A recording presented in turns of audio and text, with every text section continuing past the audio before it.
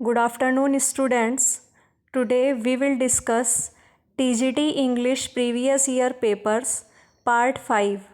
Name the critic who remarks Justice 1910 is a commentary upon the prison administration of that period. Answer A.C. Ward. Name the critic, उस critic का नाम बताओ, उस आलोचक का नाम बताओ, हु रिमार्क्स, जिसने ये टिप्पणी की है कि जस्टिस इज़ अ कमेंट्री, कि जस्टिस एक कमेंट्री है upon the prison administration of that period. ये लाइन बोली है A.C. वार्ड ने। This line has been spoken by A.C. Ward. Next, Strife dramatize a strike. Strife has been written by John Galsworthy.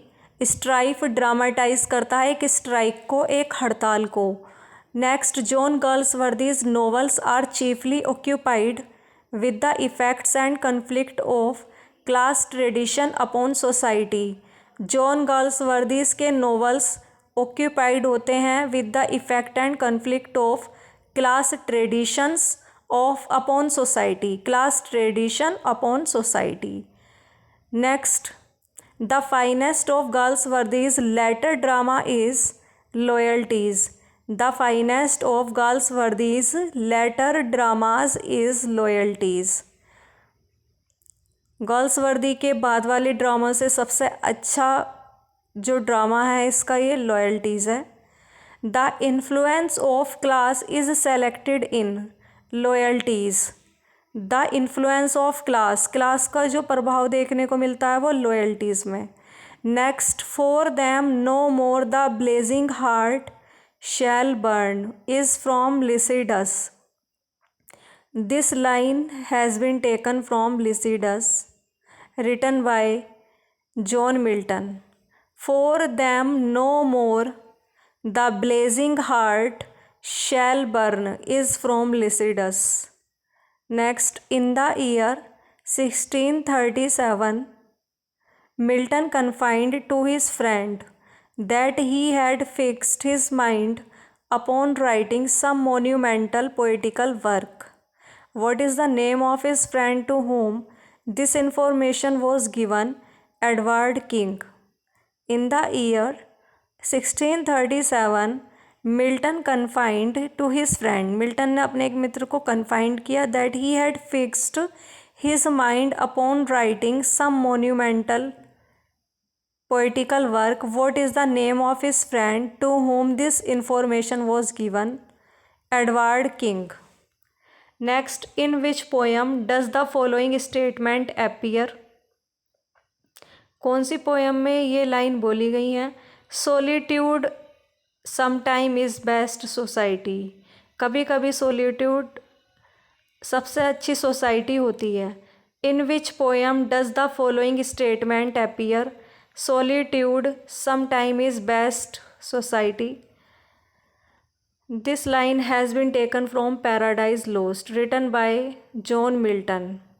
In which poem does the following statement appear? Solitude sometime is best society, Paradise Lost. Paradise Lost was written by Milton in the dash phase of his life. Paradise Lost Milton के द्वारा लिखी गई है last phase of life में, last phase of life. Next, the age of Milton had 3 kinds of poets, metaphysical, cavalier और puritan. Milton की age है 3 kinds of poets. The age of Milton had 3 kinds of poets, 3 प्रकार के poets हैं, metaphysical, cavalier और puritan. Next, the period known as the age of Milton 1625 to 1660, 1625 से 1660। The period known as the age of Milton 1625 to 1660। Milton's poetry is a mirror. Milton की poetry एक दर्पण है। In which the writer's character जिसमें writer's के character बहुत clearly reflect होते हैं। Who made this statement? Macmillan. Milton's poetry is a mirror. Milton की पोइट्री एक मिरर है। In which the writer's character is very clearly reflected. Who made this statement? Macmillan. Lycidas is a pastoral poem by Milton. Lycidas एक pastoral poem है written by Milton. Pastoral poem में shepherd और shepherdess दिखाए जाते हैं, rural areas दिखाया जाता है। Next, lyrical ballad was written by Coleridge and Wordsworth. Lyrical ballad Coleridge के द्वारा और विलियम वर्ड्सवर्थ के द्वारा लिखा गया था। Lyrical ballad has 23 poems, 19 by William Wordsworth and 4 by S.T. Coleridge.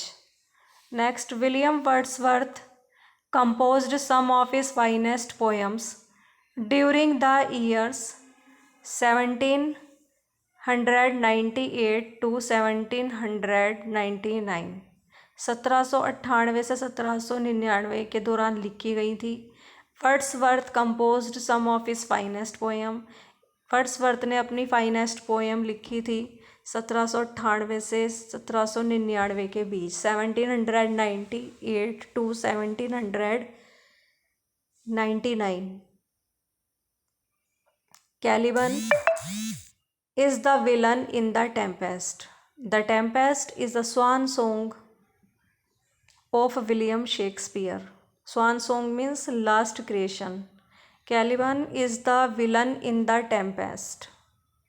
Thanks for watching this video.